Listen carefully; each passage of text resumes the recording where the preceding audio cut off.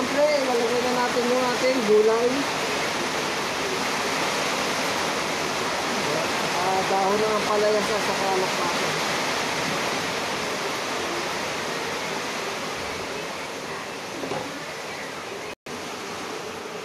So, ayun, kumukulo na, no? Siyempre, magtitimpla na tayo.